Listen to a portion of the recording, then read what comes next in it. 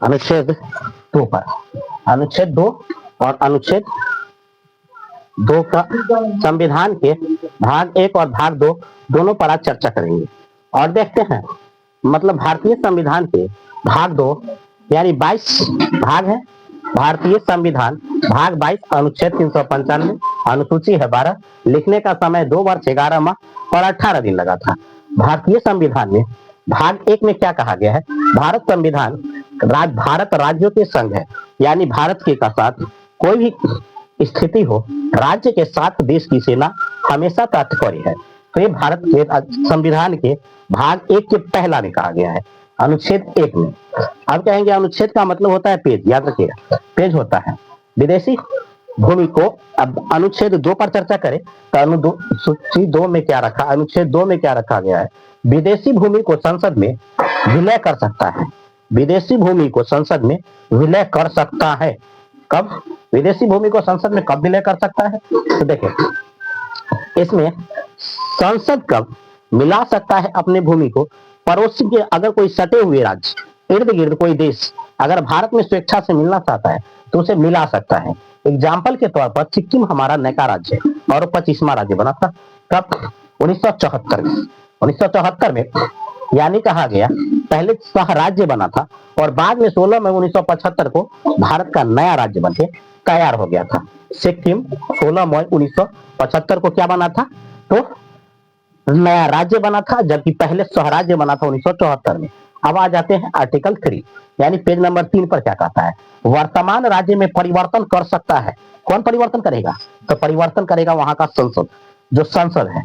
तो संसद राज्य का नाम बदल सकता है या कोई क्षेत्र को बंटवारा कर सकता है, यह संसद के अधिकार क्षेत्र में आता है। अब आ जाते हैं अनुच्छेद आर्टिकल यानी 4 में क्या, आर्टिकल 4 में क्या कहता है?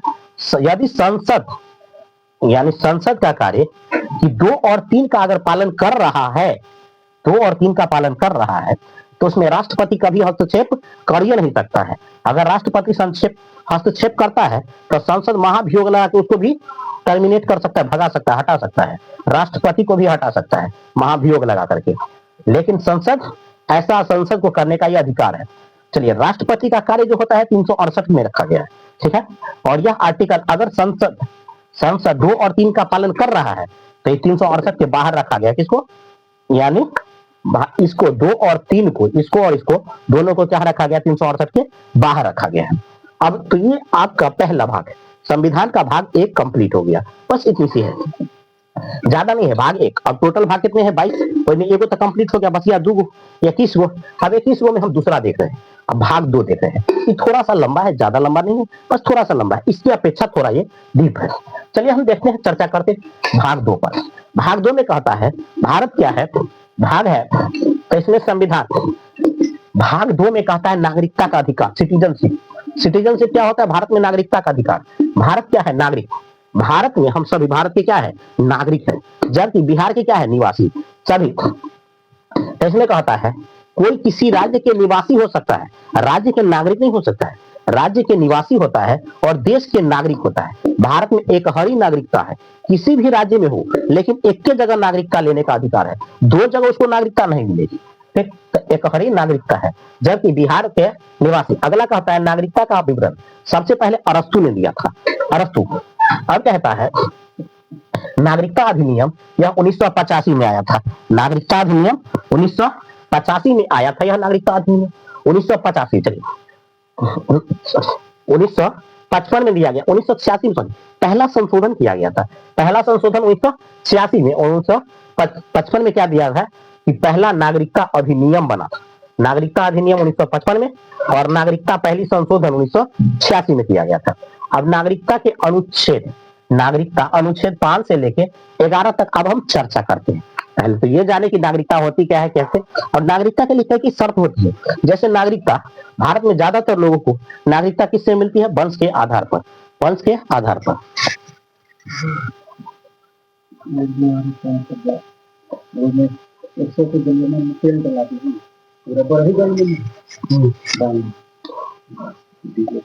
शाम को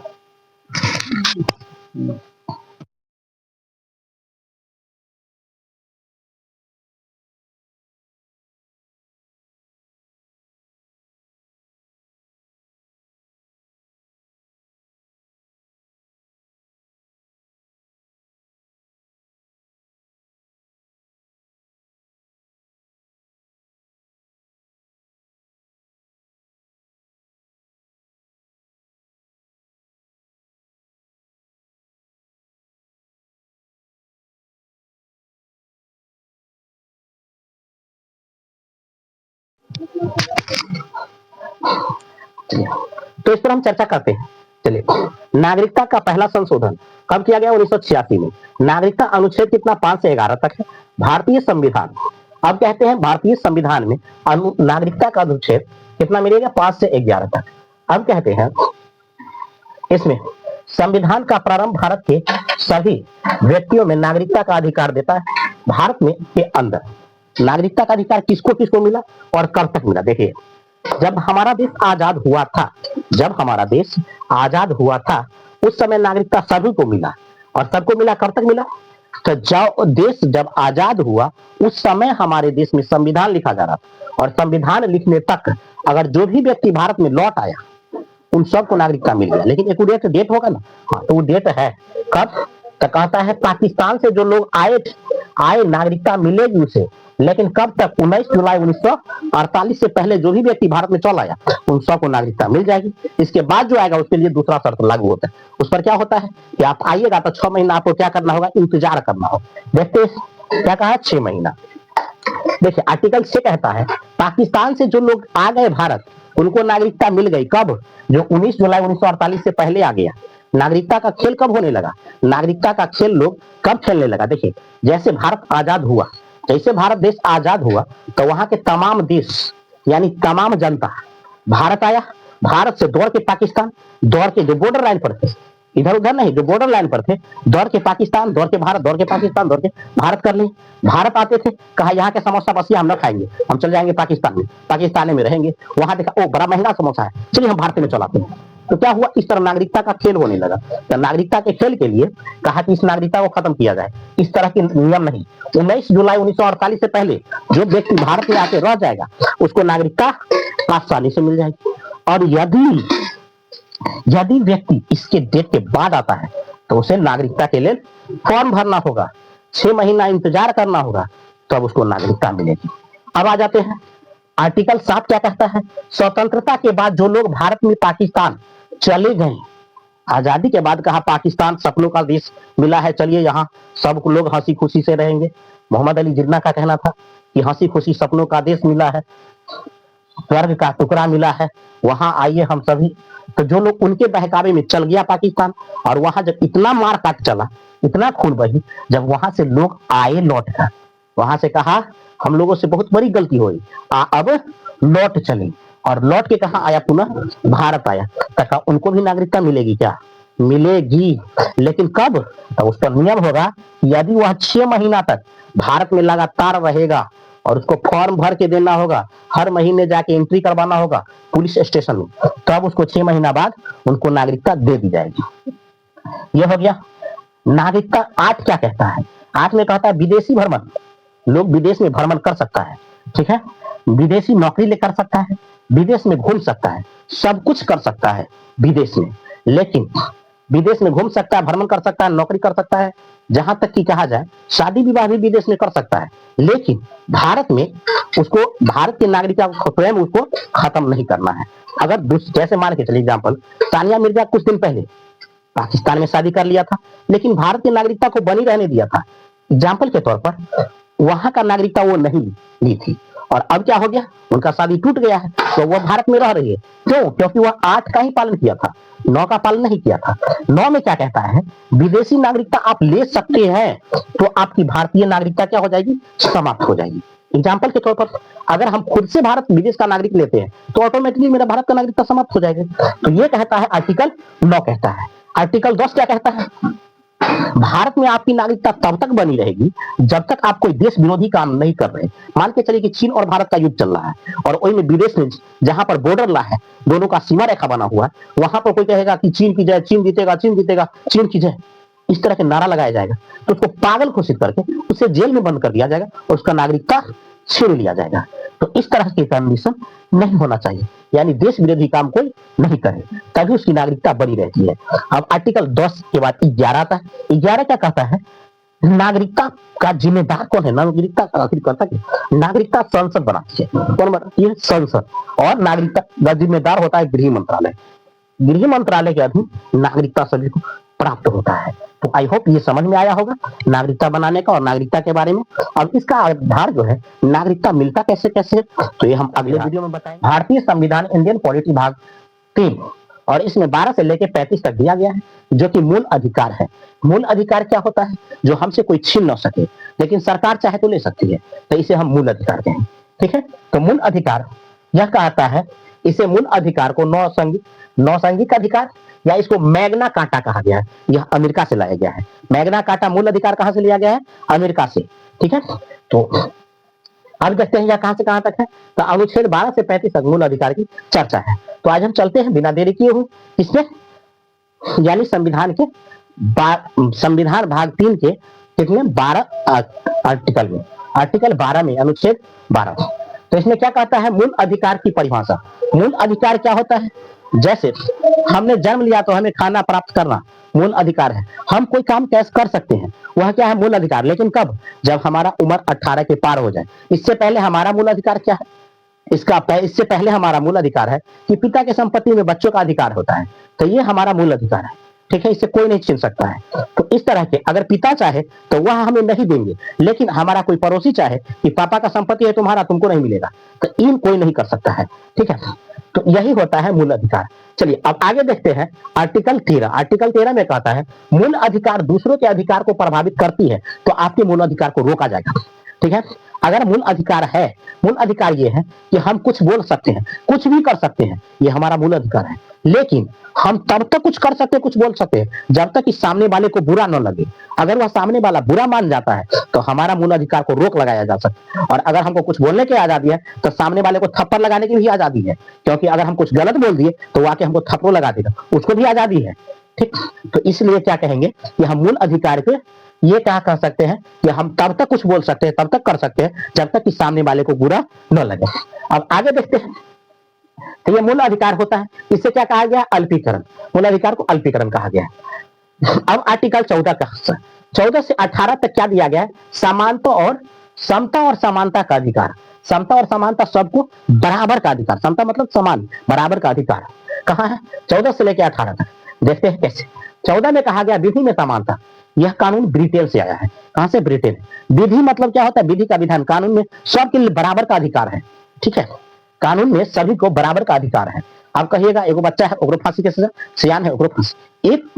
एक गलती करने पर, मान के चलिए किसी को मर्डर कर दिया कोई, बच्चा आदमी किया तो उसको फांसी, और सियान आदमी करेगा तो उसको नहीं, या सियान आदमी करे तो फांसी। अब बच्चे को नहीं, सभी को समानता का अधिकार है। लेकिन उसे समझने का, अगर छोटा बच्चा है 18 साल से कम उम्र का है तो उसे सोचने समझने और वयस्क होने का उसको मौका दिया जाएगा। ठीक है, अब आ जाते हैं, तो इसे कहा गया ब्रिटेन। कहां से लाया गया? ब्रिटेन से। कानून के संरक्षण अमेरिका का संविधान। यह कहां से लिया गया? अमेरिका के संविधान से लिया गया है। ठीक है, तो अमेरिका के संविधान, अब इसको संरक्षण जो देगा वो कौन देगा? अमेरिका देगा। अगला कहता है आर्टिकल 15। आर्टिकल 15 में कहता है जाति, धर्म, लिंग और जन्म स्थान। जाति, धर्म, लिंग, जाति, धर्म और लिंग के आधार पर समानता का अधिकार दिया गया है। इसमें क्या होता है? इसमें नहीं लिया गया है। कहेंगे जाति के आधार पर इसमें कोई भेदभाव नहीं कर सकता है। धर्म के आधार पर भेदभाव या किसी को प्रताड़ित आप नहीं कर सकते।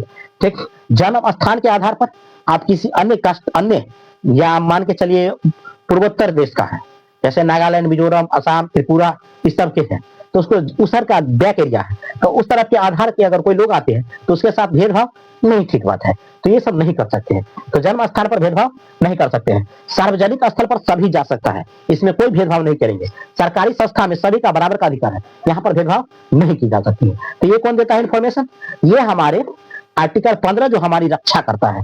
आर्टिकल 16 में क्या कहता है? आर्टिकल 16 में कहता है लोक निर्वाचन। लोक मतलब क्या होता है? निर्वाचन। लोक निर्वाचन मतलब नौकरियां। सरकारी नौकरी जब भी मिलता है तो आरक्षण, निचले कास्ट वाले को क्या होता है? आरक्षण। ऊपर कास्ट वाले को थोड़ा कम है, नीचे कास्ट वाले को बराबर है। ऊपर कास्ट वाले को लगता है कि जब नीचे कास्ट वाले को आरक्षण दे देके बहका दिया, हमके क्या कर दिया है?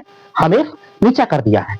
नीचा कर दिया है क्यों? क्योंकि कहेगा हम ऊंचे जात का है लेकिन हमारे साथ नाइंसाफी हो रहा है। नाइंसाफी हो रहा है तो ऊंचे कास्ट वाले का लड़की का शादी ऊंचे कास्ट वाला का लड़की नीचे कास्ट वाला के घर में नहीं करेगा, लेकिन नीचे कास्ट वाला के लड़की की शादी अगर कहे तो मर्जी होगा तो कभी कर भी लेगा, न भी, क्योंकि ऊंचे कास्ट वाला का लड़की का इज्जत है और नीचे कास्ट वाली का लड़की का इज्जत नहीं है। इसलिए क्या है? आरक्षण।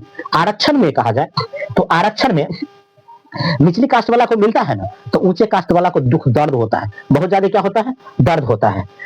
खैर उस पर हम चर्चा कर लेंगे। अब आगे देखते हैं इसमें क्या कहता है 17। तो इसलिए नौकरी में क्या कहता है, सभी को समानता का अधिकार मिलेगा कब, जब हमें निचली कास्ट को कुछ आरक्षण देंगे तब तो ऊपर बढ़ेगा, नहीं तो नीचे वाला तो और नीचे हो जाएगा। ठीक है। 17 में कहता है छुआछूत, छुआछूत और अस्पर्शता। इसमें क्या दिया गया, काफी ज्यादा छुआछूत और अस्पर्शता के लिए इसे रोका जाता है। अगर कोई छुआछूत करता है तो उसमें आपको रोक लगाया जाएगा। इसके बाद आर्टिकल 18 में क्या कहता है, उपाधियों का अंत होता है। 18 में उपाधियों का अंत है। उपाधियों का अंत मतलब क्या कहा गया है, देखिए कोई व्यक्ति शिक्षित है तो नाम क्या, खुद ब खुद डॉक्टर जोड़ लेगा, लेकिन कब, जब पीएचडी करेगा तब। ऐसे कहेगा कि हम इंटर मैट्रिक पास किया, नाम के आगे पीएचडी, नाम के आगे डॉक्टर जोड़ लेते, गलत है, ये नहीं होगा। एक योग्यता है कि डॉक्टर कहलाने योग्य आपको होना चाहिए। तो ये शिक्षा है, सुरक्षा है, पदम भूषण है, इस सब की अनुमति सरकार देती है। अगर आप नाम में पीएचडी डॉक्टर जोड़ना चाहते हैं तो आपको पीएचडी करना होगा। इसके बाद क्या है, सुरक्षा। आपके पास काफी ज्यादा संपत्ति है तो आप क्या कर सकते हैं, बंदूक रख सकते हैं, छोटा सा बंदूक, वो सरकार की अनुमति से, अपने मर्जी से नहीं, सरकार की अनुमति से। आपके पास संपत्ति है, शो करना होगा, आपको टैक्स भरना होगा, तो आप क्या रख सकते हैं, बंदूक रख सकते हैं, सिक्योरिटी भी मंगवा सकते हैं। ठीक है। पदम भूषण की अनुमति कौन देता है, सरकार देता है। विदेश में उपाधि लेने से पहले, विदेशी उपाधि आप ले नहीं सकते हैं, और अगर ले लेंगे तो लेने से पहले आपको राष्ट्रपति से क्या लेना होगा, अनुमति लेनी होगी। बिना राष्ट्रपति की अनुमति के आपको विदेशी नाम यानी उपाधि नहीं मिलेगी। चलिए आप आगे देखते हैं। तो ये आपका 14 से 18 तक हो गया विधि में समानता और समता का अधिकार। अब देखते हैं संविधान के 19 क्या कहता है। 19 में क्या कहा गया, देखिए स्वतंत्रता का मूल अधिकार है। स्वतंत्रता क्या है, मूल अधिकार। स्वतंत्रता को अधिकार माना गया है। स्वतंत्रता का अधिकार, हमें हर जगह स्वतंत्र रहने की अधिकार है। यह कौन देता है, तो यह 19 देता है, आर्टिकल 19 देता है, 19 से 22 तक। अब इसमें चर्चा है स्वतंत्रता का अधिकार 19 से लेकर 22 तक। अब देखिए स्वतंत्रता का अधिकार, मूल अधिकार के भाग कितने में बांटा गया है, 6 भागों में बांटा गया है। एक को हटाया गया, इसको वर्जित किया गया है, इसको आर्टिकल 6 को यहां से उठा के हटा दिया गया है। 7 को पहले था लेकिन अब क्या हो गया, 6 हो गया है। अब देखिए स्वतंत्रता में मूल अधिकार को 6 भाग में बांटा गया। पहला नंबर अभिव्यक्ति की स्वतंत्रता है, व्यक्तियों की जीने और आजाद रहने की स्वतंत्रता। बोलने की स्वतंत्रता, कुछ भी बोल सकता है, जहां मर्जी बोल सकता है, उसे बोलने की स्वतंत्रता है, लेकिन सामने वाले को बुरा न लगे। पहले बताया हूं, सामने वाले को बुरा न लगे तब तक हम कुछ बोल सकते हैं। यह हमारा क्या है, स्वतंत्रता है, आजादी है। अगला देखेंगे, हमें झंडा तोलन, जहां मर्जी हम झंडा तोलन कर सकते हैं, यह स्वतंत्रता हमें मिली है। इसके बाद पुतला जलाने की आजादी है, हम किसी भी मंत्री को, नेता को पुतला जला सकते, उसका विरोध प्रदर्शन कर सकते, ये हमें आजादी मिली है। कहां से, आर्टिकल 19 से। ठीक है। इसके बाद राइट टू एजुकेशन, नहीं right to information, right to information. अगर कुछ घटना कहीं घटता है तो उसका इंफॉर्मेशन देने का, पहला इंफॉर्मेशन देने का मेरा अधिकार है। इसमें सरकार और जन पुलिस हमको नहीं रोकेगी। ठीक है। हम इंफॉर्मेशन दे दिया, अब इन्वेस्टिगेट करना या उसका वेरीफाई करना किसका, प्रशासन का काम है। मैंने कहीं घटना घटा, फन्ना जगह सड़क दुर्घटना हो गई, मैंने प्रशासन को फोन करके फन्ना जगह दुर्घटना घटी है सर, आके देख लीजिए, इतना हम कह के बता सकते हैं, फिर हम वहां से जा सकते हैं। इसके अलावा हमको और कुछ नहीं। बाकी बात उसको जांच पड़ताल करना किसका जिम्मेदारी है, तो ये प्रशासन की जिम्मेदारी है। ठीक है। इसको कहते हैं राइट टू इंफॉर्मेशन। ठीक है। बिना हथियार आप सभा कर सकते हैं, इसकी स्वतंत्रता है। हम जहां भी मर्जी बगैर हथियार के क्या कर सकते हैं, स्वतंत्रता कर सकते हैं, सभा कर सकते हैं, इसमें हमको कोई रोक टोक नहीं आएगी। संगठन बना सकते हैं, हम क्या कर सकते हैं, संगठन भी बना सकते हैं। ठीक है। संगठन बना करके हम कहीं घूम नहीं, मतलब संगठन बना के कार्य कर सकते हैं। ठीक है। बिना रोक टोक हम चारों तरफ घूम सकते हैं, कहीं भी मर्जी, जहां मर्जी चाहा तहां हम क्या करेंगे, जाएंगे और घूम सकते हैं बिना मर्जी, किसी को रोक टोक नहीं कर सकता। ठीक है। स्वतंत्रता, भारत में किसी भी क्षेत्र में बसने की आजादी है। हमको भारत में जहां मर्जी, जिस कोने में मर्जी हो, वहां जा करके कहीं भी बस सकते, ये स्वतंत्रता है। किससे मिली है, तो हमें आर्टिकल 19 से मिली है, तो बसने की आजादी है। इसके बाद संपत्ति को अधिकार यहाँ को हटाया गया है। संपत्ति का अधिकार हमारा क्या है, कौन सा अधिकार है, कानूनी अधिकार है। संपत्ति का अधिकार हमसे कोई मांगने आता है कि कहे संपत्ति हमर है, तो हम उससे लड़ जाएंगे, तुरंत लड़ जाएंगे, क्यों नहीं, मेरा है, कोई नहीं रोक सकता है। ठीक है। ये तो हम किसी से लड़ सकते हैं, लेकिन सरकार से नहीं। सरकार क्यों, कि सरकार हमारा संपत्ति ले सकता है, लेकिन अगर मूल अधिकार है तो सरकारों नहीं ले सकता है। तो इसलिए इसको मूल अधिकार से हटाया गया है और इसको कानूनी अधिकार दिया गया है कि अगर आपने जमीन खरीदा है, आपके पूर्वज का है, तो ये जमीन आपका होगा। ये कहा कानूनी अधिकार है। ठीक है। तो ये संपत्ति के अधिकार को कानूनी अधिकार बताया गया, न कि इसे मूल अधिकार। मूल अधिकार से इसको हटाया गया है। यह 1978 में 44वां संशोधन के द्वारा 300 के क में रखा गया, 300 के क में रखा गया है। अब अगला आ जाता है तो व्यवसाय करने। व्यवसाय करने के, भारत के किसी भी कोने में जाइए और जहां मर्जी, दिल्ली, बंबई, पंजाब, कलकत्ता, हरियाणा, जहां मर्जी, पटना वगैरह कहीं भी आप जाकर के क्या कर सकते हैं, व्यवसाय कर सकते हैं। और ये आपको क्या मिलता है, आजादी है। इसमें सरकार भी सपोर्ट करेगी और आपको सरकार सपोर्ट करेगी कानून व्यवसाय करने के लिए, और उससे क्या होगा, देश की डेवलप करती है। तो व्यवसाय करने से दुनिया, देश डेवलप करता है, सरकार भी इसमें सपोर्ट करती है। तो आई होप ये समझ में आया होगा। आज हमने 12 से लेकर के 19 तक का ये क्या दिया है, इसमें मूल अधिकार, समानता का अधिकार के बारे में बताया, स्वतंत्रता के अधिकार के बारे में बताया, और इसका अगला जो होता है अब आया 20 से लेकर के और आगे बच गया है 35 तक। तो ये अनुच्छेद हम अगले वीडियो में देखेंगे। तब तक के लिए आपको कैसा लगा यह वीडियो, के भाग 3 का 20 से लेकर 24 तक लिखा गया है, इस पर हम चर्चा करते हैं और देखते हैं इसमें क्या क्या दिया गया है। तो कहता है 20 में, आर्टिकल 20 में कहा गया है, यह 3 प्रकार की स्वतंत्रता से हमें क्या देती है, संरक्षण देती है। पहला नंबर संरक्षण में क्या कहती है, यह 3 प्रकार की स्वतंत्रता से संरक्षण देती है। पहला में कहता है एक गलती की एक सजा, अगर कोई व्यक्ति एक गलती करता है तो उसे एक ही सजा मिलेगा, बार बार सजा नहीं मिलेगा, ठीक है। इसके बाद इसमें 2 में कहा गया है कि सजा उस समय के कानून के आधार पर दी जाएगी, न कि पहले या न कि बाद में बनाया गया कानून। जिस समय आपने कोई गलती किया उस समय क्या कानून है उस गलती के लिए, वही सजा आपको मिलेगा। बाद में कोई अन्य कानून बनकर चलाया तो उस पर सजा नहीं मिलेगी, ठीक है। इसी में कहा गया है 21 के तीसरा में, यानी सजा के बाद भी व्यक्ति को संरक्षण दी जाएगी। अगर आप कोई गलती की, सजा काट लिए और तय के बाद अगर आपके साथ कोई भेदभाव करता, कोई दुराचार करता है, तो उसके लिए प्रशासन या सरकार आपको क्या देती है, संरक्षण देती है, ठीक है।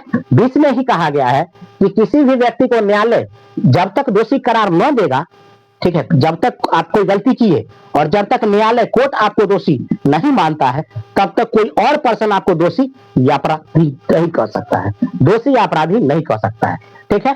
तो इसीलिए अपराध उसको नहीं माना जाएगा, ठीक। तो ये आर्टिकल 20 का था। अब 21 में क्या कहता है, देखिए इसमें कहता है कि प्राण एवं दैहिक स्वतंत्रता। प्राण एवं दैहिक स्वतंत्रता मतलब प्राण आपकी स्वतंत्रता न कोई ले सकता है, न कोई यानी छीन सकता है। तो इसी को प्राण एवं दैहिक स्वतंत्रता की बात कही है।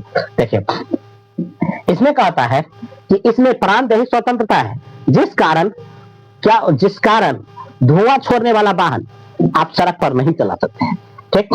बिना हेलमेट के गाड़ी नहीं चला सकते हैं, ठीक है। और अगर पुलिस पकड़ लेता है तो आपको क्या करेगा, चालान काटती है, ठीक।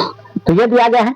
आर्टिकल 20 के तीसरा में क्या कहता है, इसमें कहता है गोपनीय जानकारी अगर आप उजागर नहीं करना चाहते हैं तो कोई और आदमी उसको उजागर करने वाला भी नहीं है। अगर आप कोई कर देता है उजागर तो उस पर मान हानि कर सकते हैं, ठीक है।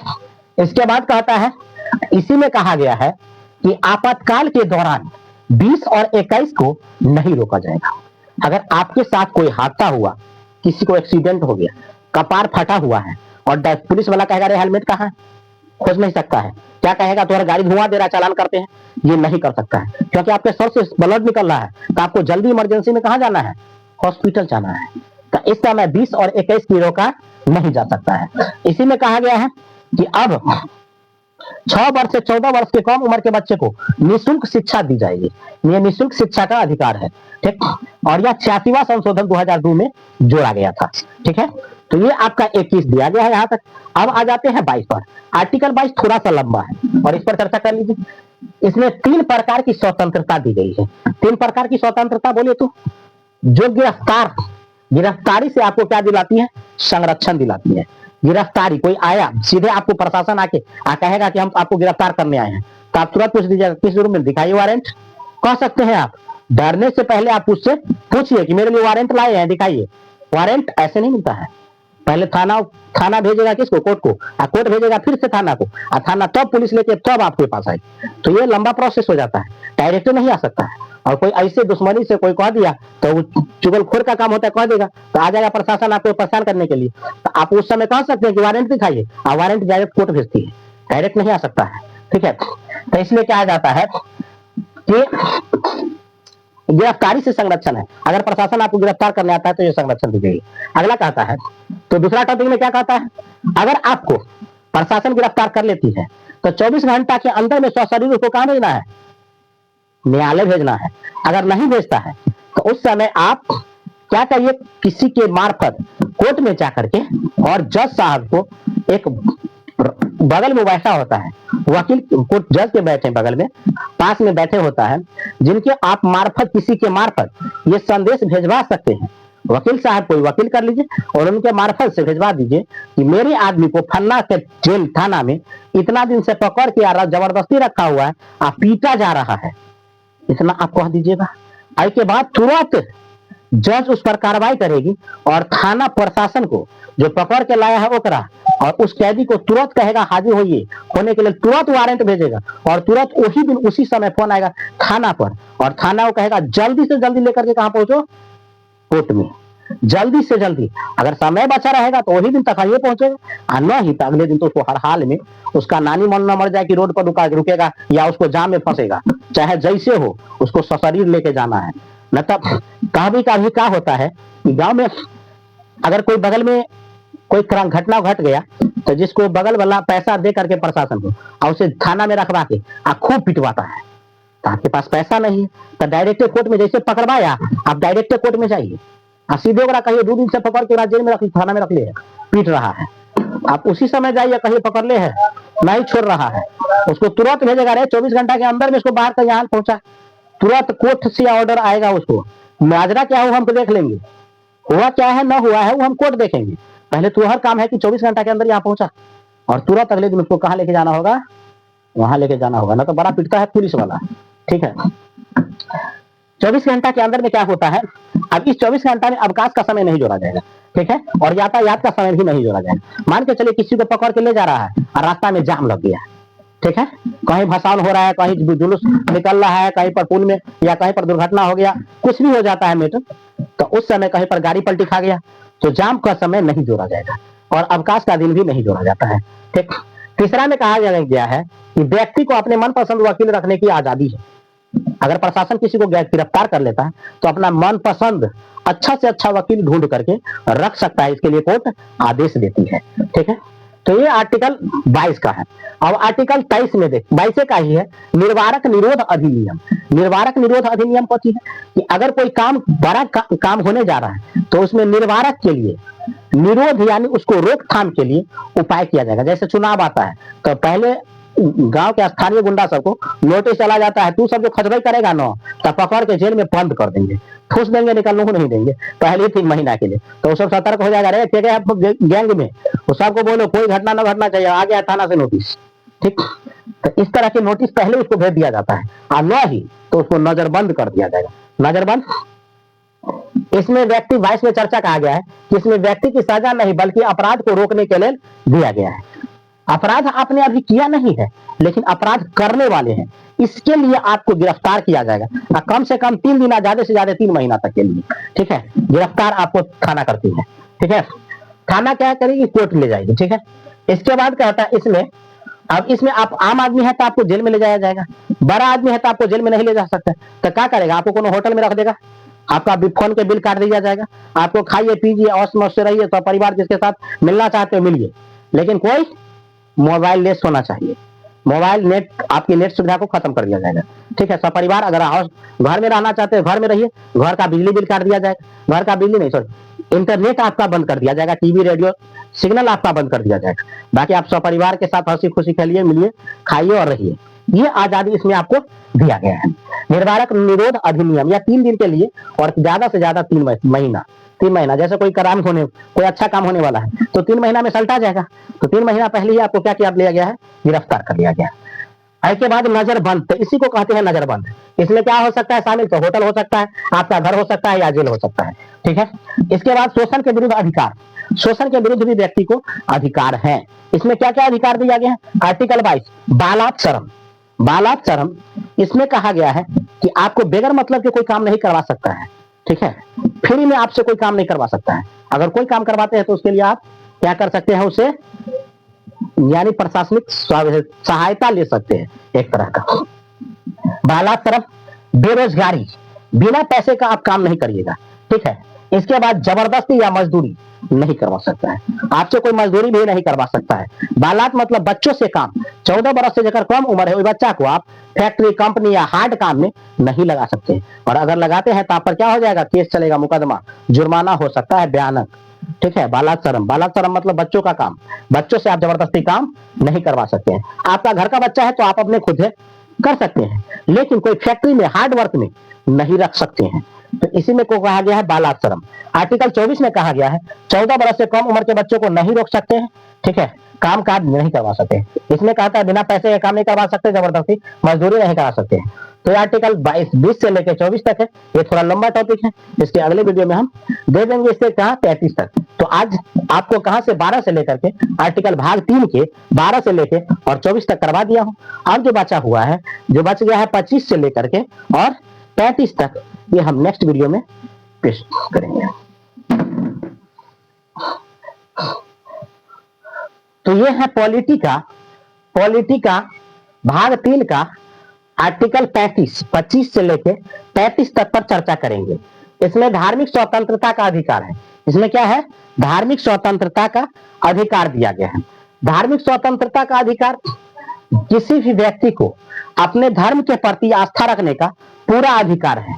और उसके अंतर्गत जैसे एग्जाम्पल के तौर पर हिंदू धर्म में टीका लगाना सर्वोपरि है, मुस्लिम धर्म में दाढ़ी बनाना सर्वोपरि है, सिख धर्म में कृपाल यानी तलवार छोटा हो या बड़ा, लेकिन तलवार वो हमेशा रखेंगे। जितने भी पंजाबी है, ये उनका क्या है? धार्मिक अधिकार है, कोई नहीं छीन सकता है। आर्टिकल 26 में कहा गया है सामुदायिक धार्मिक स्वतंत्रता का अधिकार है। सभी धर्म को सामुदायिक स्वतंत्रता का अधिकार है। हिंदू यज्ञ करेगा, हवन करेगा इत्यादि, मुस्लिम सड़क पर नमाज पढ़ सकता है, ये उनका धार्मिक अधिकार है। आर्टिकल 27 में कहा गया धार्मिक कार्य में रखे गया धन पर कोई टैक्स नहीं लगती है। जब भी धार्मिक कार्य पर कोई धन रखा जाता है तो उस पर टैक्स नहीं लगती है। आर्टिकल 28 में क्या कहा गया है? सरकारी धन से चलने वाली संस्था में धार्मिक ज्ञान नहीं दिया जाएगा। अगर सरकारी खर्च से कोई संस्था चलती है तो उसमें धार्मिक ज्ञान नहीं देंगे। अगला कहता है संस्कृत या उर्दू या फारसी, संस्कृत एक उर्दू फारसी या एक भाषा न कि धार्मिक ज्ञान है। क्या है? एक भाषा के रूप में इस्तेमाल किया जाता है, न कि कोई धर्म की चर्चा है। सांस्कृतिक और शिक्षा संबंधी अधिकार, ठीक है, संस्कृति और शिक्षा संबंधी अधिकार अब चालू होता है। तो यहाँ पर दिया गया 29 में कहता है अल्पसंख्यकों के हित की रक्षा तो हमारा संविधान करता है। अब इस संविधान में क्या कहा गया है?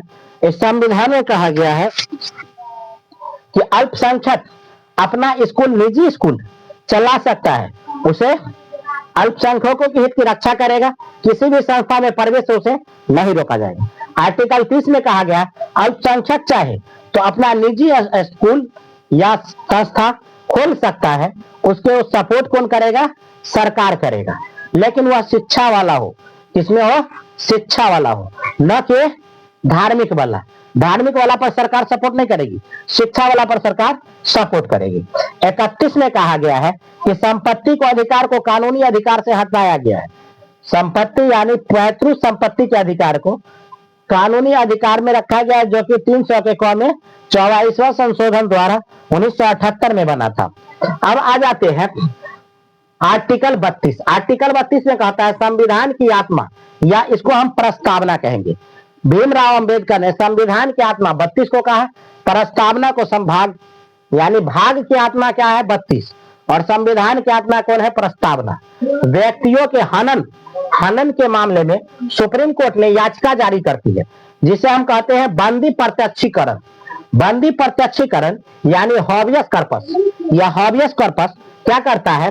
स्वतंत्रता की बड़ी याचिका करने की, गिरफ्तार करने के सशरीर 24 घंटा के भीतर उसको कहां पहुंचाना है? कोर्ट तक पहुंचाना है। यह कौन देता है? हमारा संविधान देता है कि किसी भी व्यक्ति को अगर गिरफ्तार करते हैं तो आप उसे 24 घंटा के भीतर में कहां पहुंचाएंगे? कोर्ट तक पहुंचाएंगे। यह हमारा नहीं, संविधान का विचार है, ठीक। अगर नहीं पहुंचाते हैं तो आप उसे सुप्रीम कोर्ट या कोनो कोर्ट जो नजदीकी कोर्ट हो, उस कोर्ट में जाकर के आप एक वकील से को ढूंढकर या निवेदन पत्र उसे आप जज तक पहुंचाएंगे, और जज द्वारा कार्रवाई तुरंत किया जाएगा उस थाने के अधिकारी पर, ठीक। आगे आता है परमादेश यानी मैडेम्स। इसमें कहता है कर्मचारी अपने अधिकार का प्रयोग क्या कहता है, कर्मचारी अपने कार्य न करे तो उन पर आज ये जारी होती है। कोई भी कर्मचारी आया, ड्यूटी हाजिरी बनाया और कुर्सी पर आराम कर रहा है, तो उस पर आप क्या कर सकते हैं, यह परमादेश कर सकते हैं, शिकायत कर सकते हैं। ठीक है। इसके बाद अधिकारी के पृष्ठा यानी को वारंट, अधिकारियों पर क्या लगता है, को वारंट लगता है। को वारंट क्या, कोई भी व्यक्ति जब कार्य करने लगे, कोई भी व्यक्ति जब ऐसे कार्य करने लगे जिसके वह योग्य ही नहीं है, जो योग्य नहीं है, और वो व्यक्ति वह काम करने लगे, तो उस पर क्या लगता है, को वारंट लगाया जाता है। ठीक। अगला कहता है प्रतिषेध। अधिकार पृष्ठ को वारंट हो गया। अब कहता है प्रतिषेध। इसमें कहता है ऊपरी न्यायालय जब निचली न्यायालय को ठीक से कार्य न करे, तब सुप्रीम कोर्ट में क्या करेगा, हस्तक्षेप करेगा। और सुप्रीम कोर्ट जैसे हस्तक्षेप करेगा तो निचली न्यायालय अब साइड हो जाएंगे, और अब कौन कार्रवाई करेगा, ऊपरी न्यायालय करेगा। ठीक है। उत्प्रेषण भी सेम उसी तरह है, जिस तरह से प्रतिषेध है उसी तरह से उत्प्रेषण है। इसमें भी ऊपरी न्यायालय तब प्रवेश करती है जब निचली न्यायालय काम ठीक से नहीं करती है। अब आर्टिकल 33 में क्या कहा गया है, राष्ट्रीय सुरक्षा हित। राष्ट्रीय सुरक्षा हित में क्या कहता है, इसमें काम कौन कौन करेगा, तो एक नंबर में क्या हो जाएगा, मीडिया। सबसे पहले कौन काम करेगी, मीडिया। बाद में कौन करेगी, सेना। इसके बाद गुप्तचर। तो इस तरह से सभी को रखा गया है जो हमारे राष्ट्र के हित की सुरक्षा की बात करती है। आगे क्या कहता है, आर्टिकल 34 कहता है, इसमें भारत के किसी भी व्यक्ति किसी भी क्षेत्र में सेना का कानून लागू किया जा सकता है, और सेना का जो न्यायालय होता है उस न्यायालय को हम क्या कहते हैं, कोर्ट मार्शल कहते हैं। कोर्ट मार्शल किस पर लगता है, यानी सेनाओं पर। इसके बाद आर्टिकल 35। आर्टिकल 35 में कहता है कि मूल अधिकार 3 में जो अधिकार है उसे क्या किया गया है, जारी करता है। वह क्या है, तो पहला दिया है समता का अधिकार, 14 से 18 तक है। स्वतंत्रता का अधिकार 19 से 21 तक, 19 से 22 तक है। इसके बाद कहता है शोषण का विरुद्ध अधिकार 22 और 23 में दिया गया है। धार्मिक स्वतंत्रता 24-25 के है। इसके बाद शिक्षा है, तो शिक्षा का अधिकार है, संपत्ति का अधिकार है, संवैधानिक अधिकार है। तो इस तरह से सारे अधिकार को जोड़ा गया है, और ये आपका टोटल है। इसका आप एक स्क्रीनशॉट ले लीजिए और अपनी प्रतिक्रिया जरूर दीजिएगा इस पर। तब तक के लिए जय हिंद।